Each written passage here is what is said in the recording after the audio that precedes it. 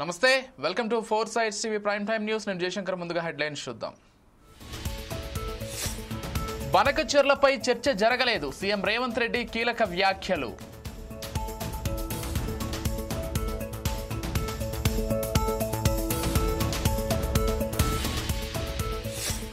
తెలుగు రాష్ట్రాల జల వివాదాలపై కమిటీ ఈ నెల 21లోగా కమిటీ ఏర్పాటు చేస్తామన్న మంత్రి నిమ్మల.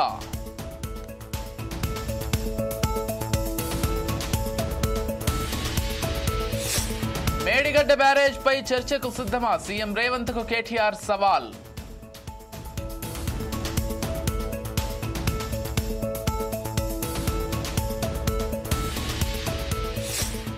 తెలంగాణకు 2 రోజుల వర్ష సూచన, అప్రమత్తంగా ఉండాలన్న వాతావరణ శాఖ.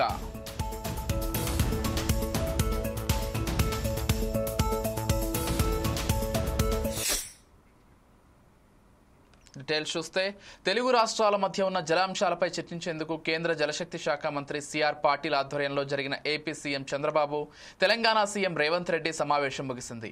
ఈ భేటీ అనంతరం సీఎం రేవంత్ రెడ్డి సమీక్షా సమావేశం నిర్వహించారు. ఈ సందర్భంగా భేటీలో ఏపీ ప్రభుత్వం నుంచి గోదావరి బనకచెర్ల ప్రాజెక్టు కడతామన్న ప్రతిపాదన చర్చకు రాలేదని సీఎం రేవంత్ తెలిపారు. అజెండాలో వారు కడతామనే ప్రతిపాదనే చర్చకు రానప్పుడు ఆపాలన్న చర్చే ఉండదన్నారు. అయినా కేంద్ర ప్రభుత్వ సంస్థలే బనకచెర్లకు అభ్యంతరం తెలిపాయని గుర్తించారు. ఈ భేటీలో ముఖ్యంగా 4 అంశాలు చర్చించామని సీఎం తెలిపారు.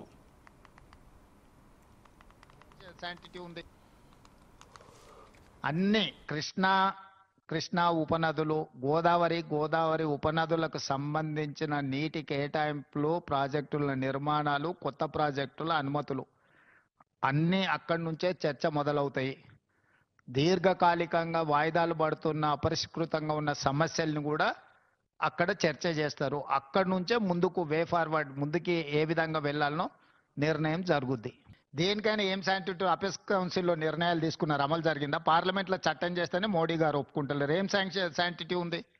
స్టేట్ రీఆర్గనైజేషన్ యాక్ట్లో సర్టెన్ ఇష్యూస్ చట్టమే చేశారు కదా పార్లమెంట్లో 2013-14లో. 2014లో చట్టం చేసిన వాటికే శాంటిటీ లేదు. దానికి ఇంకా అట్లా అనుమానించుకుంటూ పోతే ఏ అంశాలు పరిష్కారం కావు. ఈరోజు 4 అంశాలు పరిష్కారం జరిగినాయి కదా, వాళ్ళిద్దరు కలిసి చేసినది ఏ ఒక్కటి పరిష్కారం జరగలేదు కదా. టెలిమెట్ పెట్టలేకపోయారు, ఆఫీసులు ఎక్కడ నిర్వహించాలనో నిర్ణయించుకోలేకపోయారు, లేకపోతే శ్రీశైలం ప్రాజెక్టులో రిపేర్స్ గురించి చర్చ జరగలేదు. ఇవన్నీ వాయిదాలు పడుతూనే వస్తున్నాయి కదా. ఈరోజు వీటికి పరిష్కారం దొరికింది కదా. మిగతా సమస్యలకు కూడా ఏ విధంగా ముందుకెళ్లాలనో ఒక దారి అయితే వచ్చింది కదా. ఇప్పుడు ఈ విషయాలను పరిష్కరించుకోవడానికి ఇక్కడ ఉన్నాం, వీటిని జటిలం చేసుకోవడానికి లేము. కొంతమందికి రాజకీయ ప్రయోజనం ఇమిడి ఉంది, పొంచి ఉంది కాబట్టి వాళ్ళకి ఇట్లాంటి ఆతృత ఉంది. ఇది ఎట్లయినా చెడిపోతే బాగుండు, వీళ్ళు కలుసుకోకుంటే బాగుండు, వీళ్ళు కొట్టుకుంటే బాగుండు, దాంతో మేము రాజకీయంగా బతికొస్తామని ఆ పక్కన కొందరు, ఈ పక్కన కొందరు ఎదురు చూస్తున్నారు. వాళ్ళని ఏం చేస్తాం? జాలి పడతాం. వాళ్ళకి 10 ఏళ్ళు అవకాశం ఇచ్చారు, పరిష్కరించలేదు. సో వాళ్ళ తాపత్రయం, వాళ్ళ బాధ మేము అర్థం చేసుకుంటాం. అధికారం పోయిన దుఃఖంలో వాళ్ళు ఇట్లాంటివి ప్రయత్నాలు చేస్తూనే ఉంటారు. వాళ్ళ కోసం లేము, తెలంగాణ ప్రజలకు జవాబు ఇవ్వడానికి ఉన్నాం. పరిపాలన ఏ విధంగా చేయాలనో మాకు తెలుసు, సమస్యలను ఎలా పరిష్కరించాలనో మాకు అవగాహన ఉంది. వివాదాలు చెలరేగకుండా సమస్యలకు శాశ్వత పరిష్కారం చూపించడమే మా బాధ్యత. ధన్యవాదాలు. తెలంగాణ నీటిపారుదల శాఖ మంత్రి ఉత్తమ్ కుమార్ రెడ్డి కీలక వ్యాఖ్యలు చేశారు. ఇరు రాష్ట్రాల మధ్య ఎప్పటి నుంచో పరిష్కారం కాకుండా ఉన్న పలు కీలక వివాదాలు ఓ కొలిక్కి వచ్చాయని ఆయన తెలిపారు. కృష్ణా జలాల వాడకంపై టెలిమెట్రీ ఏర్పాటుకు ఏపీ అంగీకారం తెలిపిందని అన్నారు. అలాగే కృష్ణా వాటర్ బోర్డును ఏపీలో ఏర్పాటు చేయాలని, గోదావరి వాటర్ బోర్డును తెలంగాణలో ఏర్పాటు చేయాలని 2 రాష్ట్రాలు ఏకాభిప్రాయానికి వచ్చినట్లు వెల్లడించారు. జరిగింది. సిఆర్ పాటిల్ గారి ఆధ్వర్యంలో తెలంగాణ, ఆంధ్రప్రదేశ్ ముఖ్యమంత్రుల సమావేశం పిలవడం జరిగింది. అందులో ముందుగానే ఒక ఎజెండా ఫైనలైజ్ చేసుకొని దాని మీద చర్చించాలని చెప్పి ఈ సమావేశం పిలవడం జరిగింది. సమావేశంలో మరి తీసుకున్న నిర్ణయాల విషయంలో మీకు తెలియజేస్తాను. ఒకటి, కృష్ణా నదీ జలాల ఉపయోగంలో ఇరు రాష్ట్రాల్లో కొన్ని అనుమానాలు ఉన్నాయి. ఎవరు ఎక్కువ ఉపయోగిస్తుండ్రు, ఎవరు తక్కువ ఉపయోగిస్తుండ్రు అనేది. అయితే ఏదైతే రీఆర్గనైజేషన్ యాక్ట్లో చట్టంలో ఉందో ఈ టెలిమెట్రీ ఇన్స్ట్రుమెంట్స్ విషయంలో గతంలో తెలంగాణలో ఉన్న ప్రభుత్వం దాన్ని కొంత అంటే టెలిమెట్రీ ఇన్స్ట్రుమెంట్స్ పూర్తిగా పెట్టియడంలో అంత పట్టుబట్టలేదు, కొంత నిర్లక్ష్యం జరిగింది. ఈ 18 నెలల్లో మేము ఎప్పటికప్పటికి కేఆర్ఎంబి కానీ సెంట్రల్ గవర్నమెంట్ కానీ ఇన్సిస్ట్ చేస్తూ వచ్చాం. ఈ టెలిమెట్రీ ఇన్స్ట్రుమెంట్స్ పెడితే కృష్ణా నదీ జలాల్లో ఏ రాష్ట్రం ఎంత ఉపయోగించబడుతుంది, ఏ కాలువలో ఎక్కడి నుంచి నీళ్లు పోతున్నాయని స్పష్టంగా ఉంటుందని చెప్పి, అయితే మేము అంటే ఒక అడుగు ముందుకేసి భారత ప్రభుత్వం కానీ ఆంధ్రప్రదేశ్ ప్రభుత్వం కానీ దానికి ఫండ్స్ ఇచ్చినా ఇవ్వకున్నా తెలంగాణ ప్రభుత్వమే మొత్తం దానికి అయ్యే నిధులు మేము కేటాయించుకొని అన్ని చోట్ల టెలిమెట్రీ ఇన్స్ట్రుమెంట్స్ పెట్టి ఒక సెంట్రలైజ్ పాయింట్లో కృష్ణా నదీ జలాలు ఎక్కడి నుంచి ఏడికి ఎక్కువ ఉపయోగపడుతున్నాయి, తక్కువ ఉపయోగపడుతున్నాయి అనే విషయాన్ని కొద్ది క్లారిటీ ఉండాలి అందరికీ అనే ఉద్దేశంతో మేము ఫాలోఅప్లో మరి ముఖ్యమంత్రి గారు నేను రిపీటెడ్గా ఫాలోఅప్లో ఉన్నాం. కేఆర్ఎంబికి నిధులు కూడా విడుదల చేసినాం. ఈరోజు ఒక తుది నిర్ణయంగా అన్ని పాయింట్స్లో టెలిమెట్రీ ఇన్స్ట్రుమెంట్స్ కొన్ని ఆల్రెడీ ఏర్పాటు చేయడం జరిగింది. అన్ని పాయింట్స్లో యుద్ధ ప్రాతిపదికన వార్ ఫుటింగ్లో మెజర్స్ తీసుకొని పూర్తి చేయాలని ఒక నిర్ణయం. అదేవిధంగా శ్రీశైలం డ్యామ్ విషయంలో it is one of the oldest and most prestigious irrigation projects and dams of India. ఈ మధ్య కొన్ని ప్రమాద సంకేతాలు మీడియాలో అవపడ్డాయి. అదేవిధంగా ఇరిగేషన్ ఎక్స్పర్ట్స్ కూడా ఆ ప్లంజ్ పూల్ విషయంలో ఇతర విషయాల్లో కొంత అర్జెంటుగా రిహాబిలిటేషన్ మెజర్స్ తీసుకోవాలని అభిప్రాయపడ్డారు. ఆ విషయం కూడా మేము తెలుగు రాష్ట్రాల నీటి అంశాలపై ఏపీ తెలంగాణ సీఎంల చర్చలు స్నేహపూర్వక వాతావరణంలో జరిగాయని ఏపీ జలవనరుల శాఖ మంత్రి నిమ్మల రామానాయుడు తెలిపారు. గోదావరి, కృష్ణానదుల నీటి కేటాయింపులపై చర్చించామన్నారు. అంతేకాకుండా శ్రీశైలం ప్రాజెక్టు మరమ్మతులు, రక్షణ చర్యలపై చర్చించామని ఆయన తెలిపారు. ఆ ప్రాజెక్టును కాపాడుకోవాలని ఇద్దరు సీఎంలు నిర్ణయానికి వచ్చినట్లు వెల్లడించారు. ఇక 2 రాష్ట్రాలకు కూడా న్యాయం జరుగుతుందని భావిస్తున్నామని మంత్రి నిమ్మల తెలిపారు. చంద్రబాబు నాయుడు గారు, గౌరవ తెలంగాణ రాష్ట్ర ముఖ్యమంత్రి వర్యులు రేవంత్ రెడ్డి గారు, అదేవిధంగా ఆంధ్రప్రదేశ్, తెలంగాణ సంబంధించినటువంటి ఇరిగేషన్ శాఖ మంత్రులు గౌరవనీయులు ఉత్తమ్ రెడ్డి గారు, అదేవిధంగా మరి ఇరు రాష్ట్రాలకు సంబంధించినటువంటి ఆఫీసర్స్, అదేవిధంగా మరి యొక్క సిడబ్ల్యూసి సంబంధించినటువంటి అధికారులందరి సమక్షంలో కూడా మరి ఈరోజు ఆంధ్రప్రదేశ్ అదేవిధంగా తెలంగాణ ఇరు రాష్ట్రాలకు సంబంధించినటువంటి గోదావరి, కృష్ణాకి సంబంధించినటువంటి ఏదైతే వాతావరణం ఒక మంచి స్నేహపూర్వకమైనటువంటి వాతావరణంలో మరి ఈరోజు ఇరు రాష్ట్రాల ముఖ్యమంత్రుల యొక్క చర్చలు జరిగినటువంటి విషయాన్ని ముందుగా మీ అందరికీ కూడా తెలియజేసుకుంటూ ఉన్నా. ఒక మంచి వాతావరణంలో ఇరు రాష్ట్రాలు కూడా ఇచ్చిపుచ్చుకునేటువంటి వాతావరణంలో అందులో కూడా ముఖ్యంగా మరి 3 అంశాల మీద ఈరోజు మీటింగ్లో కూడా నిర్ణయాలు తీసుకోవడం జరిగింది. అందులో ఒకటి ఏదైతే ఇరు రాష్ట్రాల్లో ఉన్నటువంటి రిజర్వాయర్లు ఏదైతే ఉన్నాయో ఆ రిజర్వాయర్ల యొక్క అవుట్ఫ్లో వెళ్ళేటువంటి కెనాల్స్కి వెళ్ళేటువంటి అవుట్ఫ్లో దగ్గర టెలిమెట్రీస్ మరి ఇరు రాష్ట్రాల్లోనూ కూడా ఏర్పాటు చేయాలనేటువంటిది మరి ఇద్దరు రాష్ట్రాలు కూడా అంగీకరించడం జరిగిందని చెప్పి తెలియజేసుకుంటూ ఉన్నాం. అదేవిధంగా రెండవది శ్రీశైలం ప్రాజెక్ట్ ఏదైతే ఉందో ఇది తెలుగు జాతి సంపద. అటు ఆంధ్రప్రదేశ్ రాష్ట్రానికి కానీ తెలంగాణ రాష్ట్రానికి కానీ అత్యంత కీలకమైనటువంటి శ్రీశైలం ప్రాజెక్ట్ని మనం కాపాడుకోవాల్సిన అవసరం ఉంది. ఆ ఉద్దేశంతో శ్రీశైలం ప్రాజెక్టుకి ఈ మధ్య కాలంలో ఏదైతే రిపేర్స్ విషయంలో కానీ రక్షణ విషయంలో కానీ ఏదైతే మరి నిపుణులు ఇచ్చినటువంటి ఏవైతే ఆ డైరెక్షన్స్ ఉన్నాయో వాటిని ఫాలో అయ్యేటువంటి విధంగా మరి త్వరలోనే ఆ శ్రీశైలంకి సంబంధించినటువంటి ఆ రిపేర్స్, రక్షణ చర్యలు కూడా వెనువెంటనే తీసుకోవాలనేటువంటి నిర్ణయం. అంటే ఏదైతే సిడబ్ల్యూసి ఏదైతే గైడ్ లైన్స్ ఇవ్వడం జరుగుతుందో, సిడబ్ల్యూసి రికమెండేషన్స్ ఏదైతే ఇవ్వడం జరుగుతుందో వాటిని దృష్టిలో పెట్టుకుని ఆ శ్రీశైలం ప్లంజ్ పూల్ అదేవిధంగా రక్షణ చర్యలు కూడా వెంటనే చేపట్టి ఆ శ్రీశైలం. తెలంగాణ మరో ఎన్నికల పోరుకు సిద్ధం కానుంది. తెలంగాణలో స్థానిక సంస్థల ఎన్నికలు ఏ క్షణానైనా రావచ్చని తెలుస్తోంది. ఎన్నికలకు అంతా సిద్ధంగా ఉండాలని తెలంగాణ ప్రభుత్వం పంచాయతీరాజ్ శాఖకు ఆదేశాలు జారీ చేసింది. ఎన్నికలకు అయ్యే సామాగ్రిని రెడీ చేసుకోవాలని పేర్కొంది. ఇప్పటికే రాష్ట్రంలో ఎంపీటీసీ జెడ్పీటీసీ స్థానాలు ఖరారైనట్లు సమాచారం. సెప్టెంబర్ 30లోగా తెలంగాణలో రాష్ట్ర ఎన్నికల ప్రక్రియ పూర్తి చేయాలని ఇటీవల హైకోర్టు ఇచ్చిన ఆదేశాల మేరకు రాష్ట్ర ప్రభుత్వం వేగంగా ఏర్పాట్లు చేస్తోంది. స్థానిక ఎన్నికల్లో బీసీలకు 42% రిజర్వేషన్లు కల్పించేందుకు ఆర్డినెన్స్ను తయారు చేసి ఇప్పటికే గవర్నర్ వద్దకు పంపింది. గవర్నర్ సంతకం అనంతరం రాష్ట్రంలో స్థానిక ఎన్నికలకు తెరలేపనుంది అని తెలుస్తోంది.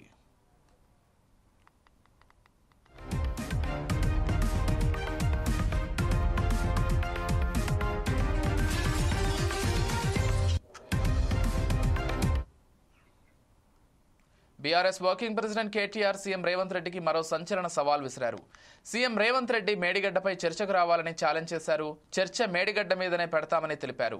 రేవంత్కు దమ్ముంటే ఈ సవాల్ను స్వీకరించి కాళేశ్వరం ప్రాజెక్టును కూలేశ్వరమని విమర్శించిన నాగార్జున సాగర్ కట్టపై కాకుండా మేడిగడ్డ వద్ద చర్చకు రావాలని డిమాండ్ చేశారు. రానున్న స్థానిక సంస్థల ఎన్నికల్లో ప్రజలు రేవంత్కు తగిన బుద్ధి చెప్తారని కేటీఆర్ హెచ్చరించారు. కాంగ్రెస్ అభయహస్తం అనే మేనిఫెస్టో ఏదైతే ఉందో అది ఈ శతాబ్దపు అతిపెద్ద మోసం. అది ఈ శతాబ్దంలోనే అతిపెద్ద మోసం ఏదైనా ఉందంటే కాంగ్రెస్ అభయహస్తం అనే మేనిఫెస్టో. ఒక్క వర్గం కాదు, అందరినీ మోసం చేసిండు. ఖార్గే సాబ్ వచ్చి చేవెళ్ళలో చెప్పిండు 10 లక్షలు వాళ్ళు ఇస్తే 12 లక్షలు మేము ఇస్తాం. దళితులకు 18% వాటా ఇస్తాం ప్రభుత్వ కాంట్రాక్ట్లలో. ఇచ్చిర్రా? పెంచుతామన్నారు, పెన్షన్లు పెంచినరా? ఇంకెన్ని చెప్పినారు? ఒకటి కాదు, ఇన్నునే ఎంతో ఇంత పెద్ద లిస్ట్ ఉంది. నేను ఫస్ట్ మహేష్ని కోరేది ఏంటంటే ఫస్ట్ మనోళ్ళకి నేర్పిను అలా మేనిఫెస్టోలా ఎస్సీ ఎస్టీ డిక్లరేషన్లా దళితులకు ఇచ్చిన మాటలు ఏంది? ఉత్త దళిత బందే కాదు. ఎంత లంగలంటే ఏది పడుతుందో చెప్పుకుంటా వేరు నోటికి ఎంత వస్తా అంత. ఆ శ్రీధర్ బాబు అంటే ఆయన రాసిండు మేనిఫెస్టో, చైర్మన్ అయిన దాన్ని. నేను అసెంబ్లీలో ఆయన లేచినప్పుడల్లా అడుగుతా, ఏమైనా నువ్వేగా చైర్మన్, నువ్వు ఇలా బాగా నడుపుతున్నావు? ఇస్తామండి అంటాడు. ఇస్తామండి అంటే నువ్వే చెప్పినావు కదా 100 రోజులు ఇస్తా అని. 100 రోజుల్లో ఇస్తా, 6 అయినా ఇటు సూర్యుడు అటు పొడిచినా అని డైలాగులు కొట్టింటే మేం కాదు. అందుకే అడుగుతున్నాం. 100 రోజుల్లో చేయలేదు కాబట్టి 600 రోజులు అయింది కాబట్టి అడుగుతున్నాం బరాబర్. అంటే వాళ్ళకు ఉక్రోషం వస్తాను. ఇక ముఖ్యమంత్రి ఏమని అడిగి మీరు చూస్తాను. ఆయన మాటలు, ఆయన పద్ధతులు ఎవడన్నా అంటాడే ఊళ్ళల్లో ఆఖరికి పైసలు లేనోడన్నా మాట్లాడతారు అట్లా. లోపల బని పొక్కలున్న మీదికెళ్ళి మాత్రం తెల్లంగా వేసుకొని ఏం షాన్ మే ఫరక్ నీ అని అన్నట్టు ఉంటాం. ఎవడన్నా ముఖ్యమంత్రి నేను ఢిల్లీకి పోతున్నాను కలుపుతలేరు, చెప్పులు ఎత్తుకపోతున్నామో అని అపాయింట్మెంట్ ఇస్తలేరు ఎవడన్నా అంటాడా? అరే ఇంత అన్యాయం మాటలు. ఇంకా ఘోరం ఏంటంటే, ఇంకా ఘోరం ఏం చేస్తారా? ఆయన గోసుక తింటారా? ఏమంటారు నన్ను గోసుక తింటారా అంటే గోసుక తింటా గొర్రెనా మేకనా లేకపోతే వాడు చికెనా? గోసుక తింటారా? నన్ను ఏం చెప్తారు మీరు అంటే నేను గద్దె మీద కూర్చున్నా, ఇప్పుడు నన్ను ఏం బిక్తారు మీరు అంటుండు. మరి ఏం బిక్తారు అంటే మరి పీకేది మనమే చూపెట్టాలి. రేపు లోకల్ బాడీ ఎలక్షన్ రానే వచ్చింది అంటే ఆయన ధీమా ఏంది? ఇప్పుడు డాక్టర్ అంబేద్కర్ గారు మన రాజ్యాంగ నిర్మాత, భారతరత్న, పాపం పెద్ద మనిషి అన్ని ఆలోచన చేసిండు, అద్భుతమైన రాజ్యాంగం రాసిండు. కానీ గిసొంటి లంగలు ఉంటారని ఆయన కూడా ఊహించారు. గద్దెనెక్కివ్వండి మళ్ళీ తిరిగి 5 ఏళ్ళ లోపల దించే అవకాశం లేదు. ఎక్కినానుకో కూర్చోవాలి, మళ్ళీ మనం దించాలని మళ్ళీ 5 ఏళ్ళు చూడాలి ఇంతదాకా. పాపం ఆయన కూడా పెద్ద మనిషి రీకాల్ వ్యవస్థ అని పెట్టలేదు. కొన్ని దేశాలలో ఉంది రీకాల్ అంటే ఇచ్చిన మాట నెరవేర్చకపోతే మళ్ళీ వెనక పిలుచుకునే అధికారం ప్రజలకు. ఏపీ మాజీ సీఎం జగన్ కూటమి ప్రభుత్వంపై తీవ్ర విమర్శలు చేశారు. తప్పుడు హామీలతో అధికారంలోకి వచ్చిన చంద్రబాబు నాయుడు రాష్ట్ర ప్రజలను మోసం చేశాడని విమర్శించారు. అలాగే ఇచ్చిన హామీలను నెరవేర్చాలని వైసీపీ నేతలు ప్రశ్నిస్తే తప్పుడు కేసులు పెడుతున్నారని మండిపడ్డారు.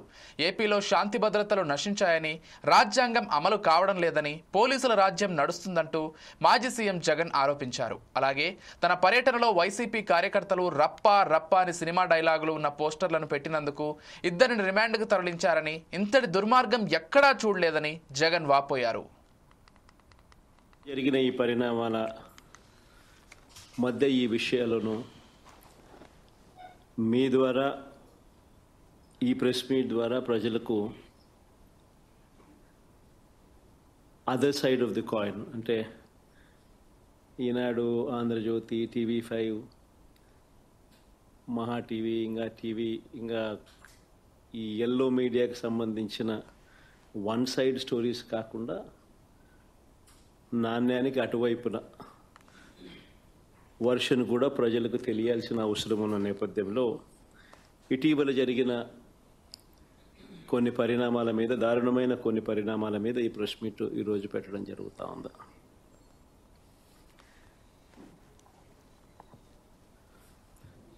రాష్ట్రంలో ఈరోజు నిజంగా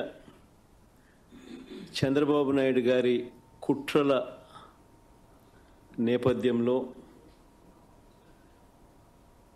రెడ్ బుక్ రాజ్యాంగం తాను ఇంప్లిమెంట్ చేస్తూ ఉన్న వైఖరి, పొలిటికల్ గవర్నెన్స్ అన్నది రాష్ట్రంలో చంద్రబాబు నాయుడు గారు టేక్ ఓవర్ చేసుకుని నడిపిస్తూ ఉన్న తీరును, వీటి నేపథ్యంలో రాష్ట్రంలో ఒక భయానక పరిస్థితి ఈరోజు వాతావరణము రాష్ట్రంలో నెలకొని ఉంది. రాష్ట్రంలో మిగిలి ఉన్నది ఒకే ఒక్క ప్రతిపక్ష పార్టీ, వైఎస్ఆర్ కాంగ్రెస్ పార్టీ. ఈరోజు ప్రజలకు ఏ కష్టం వచ్చినా కూడా పలుకుతా ఉన్న పార్టీ కూడా ఒక వైఎస్ఆర్ కాంగ్రెస్ పార్టీ. ఎవరికి ఏ కష్టం వచ్చినా, రైతుకు ఏ కష్టం వచ్చినా, అక్క చెల్లెమ్మలకి ఏ కష్టం వచ్చినా, నిరుద్యోగులకు ఏ కష్టం వచ్చినా, విద్యార్థులకు ఏ కష్టం వచ్చినా, చివరికి ఉద్యోగులకు ఏ కష్టం వచ్చినా కూడా, ఇదే కాక అధికారం కోసం చంద్రబాబు నాయుడు చేసిన మోసాలు, ఆయన సూపర్ 6, ఆయన సూపర్ 7 సహా 143 హామీలు తానిచ్చి అడ్డగోలుగా ప్రజలను మోసం చేసి అడ్డగోలుగా తాను పరిపాలన చేస్తూ ఉన్న ఈ సంవత్సర కాలంలో తన మోసాలను ఎండకడుతూ తనను ప్రశ్నిస్తూ ఉన్న పార్టీ కూడా ఒకే ఒక్క వైఎస్ఆర్ కాంగ్రెస్ పార్టీ మాత్రమే. ఇటీవల జరిగిన ఈ పరిణామం జగన్ వ్యాఖ్యలకు ఏపీ హోంమంత్రి అనిత కౌంటర్ ఇచ్చారు. ప్రజా తీర్పును జగన్ తప్పుబడుతున్నారా అని ఆమె ప్రశ్నించారు. ప్రసన్న కుమార్తో క్షమాపణ చెప్పాల్సింది పోయి ఆయనకు జగన్ మద్దతు పలకడం విడ్డూరంగా ఉందని అన్నారు. జగన్ మహిళలను గౌరవించడం నేర్చుకోవాలని అన్నారు. జగన్ పర్యటనలో ఒకసారి తలకాయ, మరోసారి మామిడికాయలు తొక్కించారని ఆరోపించారు. వైసీపీ అధినేత జగన్ మానవత్వం ఉన్న మనిషిలా వ్యవహరించడం లేదని హోంమంత్రి విమర్శించారు.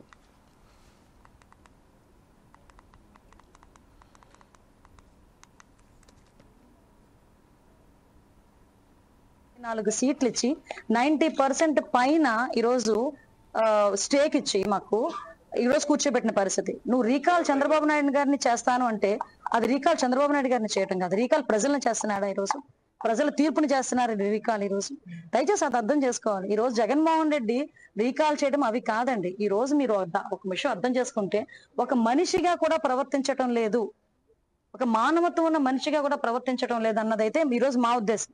ఈ రోజు ప్రసన్న కుమార్ రెడ్డి ఎక్స్ఎమ్మెల్యే, అతని మీద సుమారుగా 50,000 పైన మెజారిటీతో అక్కడ ప్రశాంతి రెడ్డి గారు గెలిచారు. అంటే అక్కడ నియోజకవర్గ ప్రజలందరూ కూడా ఆవిడని ఆశీర్వదించారు. 50,000 పైకి మెజారిటీతో ఆవిడ గెలిచారు.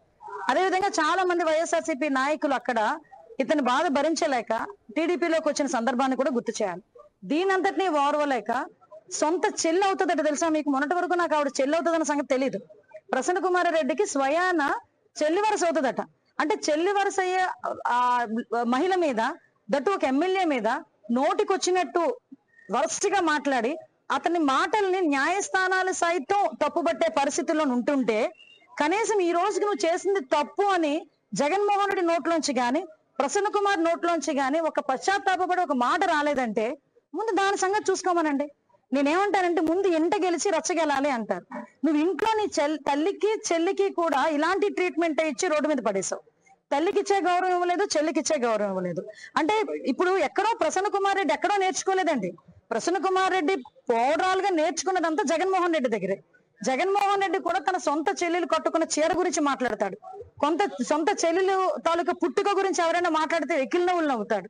కాబట్టి ఈ రోజు అతని తాలూకా ఎమ్మెల్యేలు, ఎక్స్ ఎమ్మెల్యేలు బయటకు వచ్చి మహిళలని కూడా చూడకుండా మహిళల మీద ఇష్టానుసారంగా మాట్లాడే పరిస్థితి ఈ రోజు కనిపిస్తా ఉంది. ఈ రోజు నేనేమంటానంటే, ముందు మహిళల్ని గౌరవించడం నేర్చుకో, తర్వాత రాజకీయం చేయి. నీకు మహిళను గౌరవించడమే చేత కాదు. మహిళను ఎందుకన్నానంటే, నిన్ను కన్న తల్లి ఒక మహిళ. నీ తోబుట్టు ఒక మహిళ, నీ కట్టుకున్న భార్య ఒక మహిళ. నువ్వు మహిళను గౌరవించడం మానేసి మహిళలను గౌరవించని వాళ్ళని కూడా నువ్వు వెనకేసుకొస్తూ కనీసం దాని గురించి స్పందించకుండా ఈరోజు ప్రధాని మోదీ అధ్యక్షతన జరిగిన కేంద్ర కేబినెట్ సమావేశంలో పలు కీలక నిర్ణయాలు తీసుకున్నారు.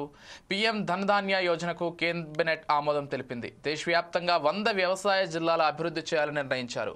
ధనధాన్య యోజనతో 1.70 కోట్ల మంది రైతులకు లబ్ధి చేకూరబోతోంది.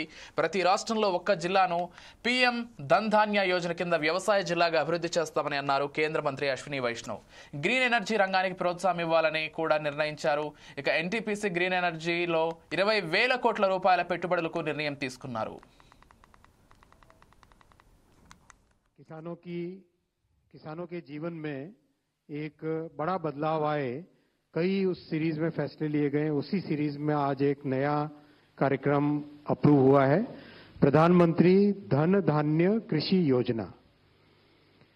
दूसरा, एनटीपीसी को रिन्यूएबल एनर्जी में इन्वेस्टमेंट का एक बहुत बड़ा अधिकार दिया गया है.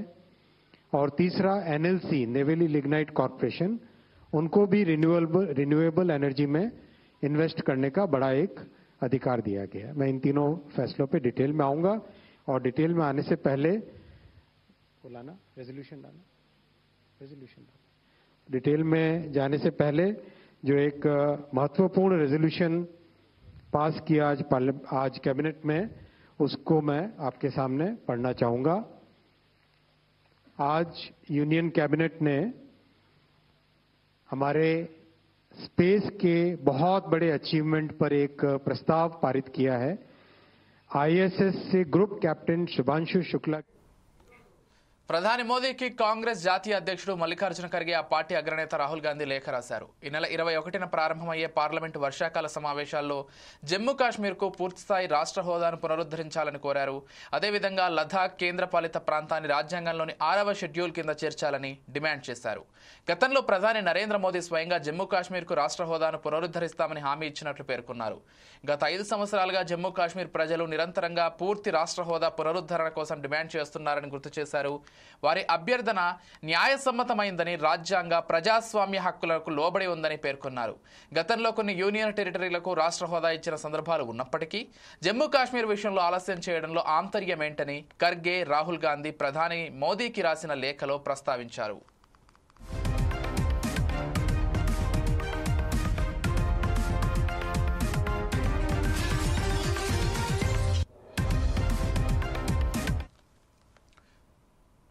రష్యాతో వాణిజ్య సంబంధాలు కొనసాగించే దేశాలపై 100% సుంకాలు విధిస్తామని నాటో వార్నింగ్ ఇచ్చింది.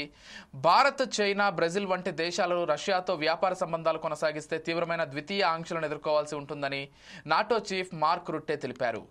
అమెరికా సెనేటర్లతో జరిగిన సమావేశం అనంతరం ఆయన మీడియాతో మాట్లాడారు. శాంతి చర్చలకు ఒప్పుకునేలా ఈ 3 దేశాలు రష్యా అధ్యక్షుడు పుతిన్పై ఒత్తిడి తీసుకురావాలన్నారు. లేదంటే ఆయా దేశాలకు భారీ ఎదురుదెబ్బ తగిలే అవకాశం ఉందన్నారు. అంతేగాక రష్యా నుంచి చమురు, గ్యాస్ కొనుగోలు చేయడం కొనసాగిస్తే తీవ్ర పరిణామాలు ఉంటాయని, 100% ద్వితీయ ఆంక్షలు విధిస్తామని తెలిపారు. 50 రోజుల్లోగా శాంతి ఒప్పందం కుదరకపోతే భారీ సుంకాలు విధిస్తామని అమెరికా అధ్యక్షుడు ట్రంప్ హెచ్చరించిన మరుసటి రోజే రుట్టే ఈ వ్యాఖ్యలు చేయడం గమనార్హం. కాగా రష్యా ఉక్రెయిన్ యుద్ధం తర్వాత భారత్ రష్యా నుంచి ఆర్థికంగా చమురును కొనుగోలు చేస్తోంది. ఇక ద్వితీయ ఆంక్షలు విధిస్తే అది భారతదేశంపై ప్రతికూల ప్రభావాలను చూపే అవకాశం ఉందని పలువురు భావిస్తున్నారు. భారత్ తన మొత్తం చమురు దిగుమతుల్లో ఎక్కువ భాగాన్ని రష్యా నుంచి కొనుగోలు చేస్తోంది. ఆంక్షల కారణంగా రష్యన్ చమురు సరఫరా ఆగిపోవచ్చు. అయితే దీనివలన భారత్ ప్రత్యామ్నాయ దేశాల నుంచి చమురును కొనుగోలు చేయాల్సి ఉండడంతో చమురు ధరలు పెరిగే ఛాన్స్ ఉంటుందని చెబుతున్నారు.